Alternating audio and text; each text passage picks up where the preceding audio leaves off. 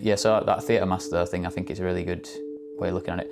And it kind of goes back to like another topic of performance, because obviously theatre is a performance. And I recently watched this video on Instagram of this guy that's autistic talking about taking off the mask. And some of his other videos he was saying like, I don't want to perform, it's not what I want to do. Mm-hmm. You know? It's because nobody wants to perform, it's not you. Nobody wants to be not themselves, they want to be accepted for who they are. It does feel like I'm getting ready to say goodbye to my first protector. I love my autism. I love how deep out I can be, and I love how far up I can go if ever I want or need to. It does start to make you think a little bit when you're like, oh, this was only supposed to get me this far. What am I gonna do later? Who's gonna protect me? And I just feel like in my soul I can feel my mask saying, Papa, you never needed me in the first place. Yeah, and then as well, we get the mental health outcomes for neurodivergent people especially are, you know, I'm not going to go into them, but let's just say they're not great compared to the allistic population. And I think a large part of that is having no self-concept or a very damaged self-concept because of, for survival, this isn't like a blame game of saying, oh, you're silly for masking, this is why you feel unwell and you don't feel good. It's not that at all. It was survival of not being allowed to be yourself in group environments, in social situations, and having for survival and connection with people to literally cut off parts of yourself to be accepted. Of course, those parts don't just go away, they get repressed within you. So for, you know, psychology nerds, you can go into Carl Jung's work. So he did a lot of work of this where he called it the shadow.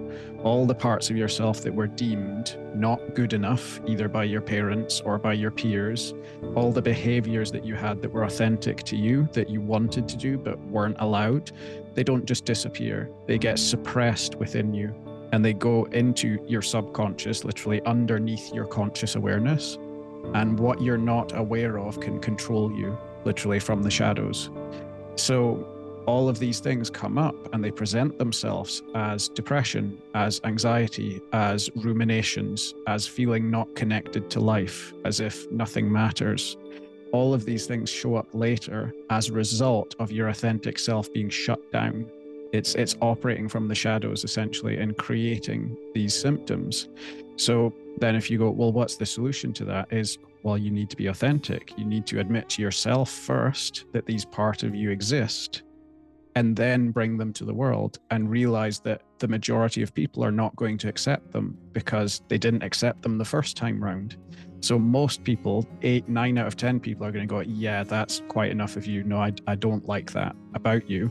But for those 1, 2 out of 10 people, they then actually know you. You actually have a connection with those people. And that is far more genuine, far more authentic than a bunch of acquaintances that rely on you playing a mask every day.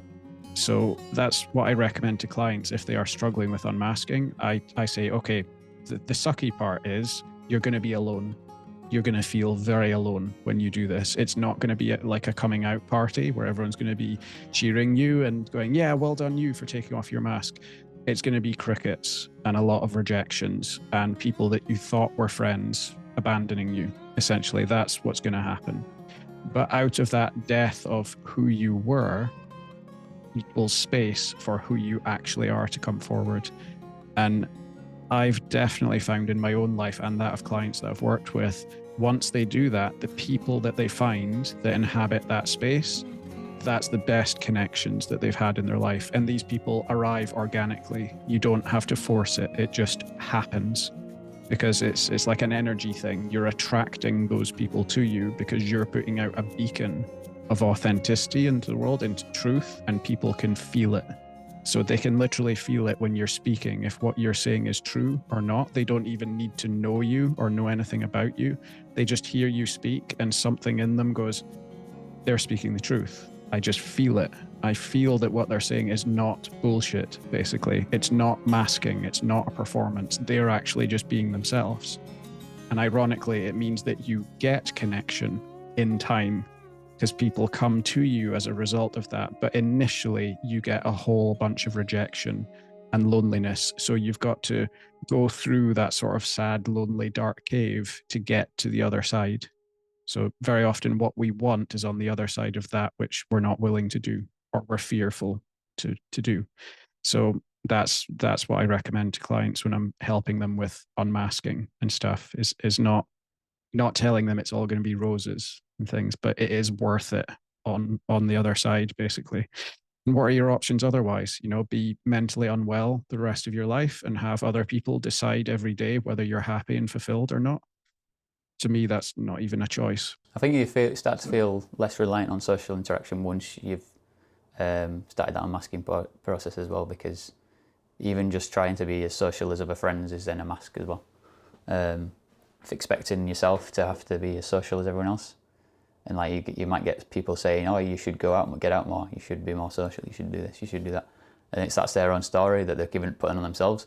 But then they might not even be coping themselves.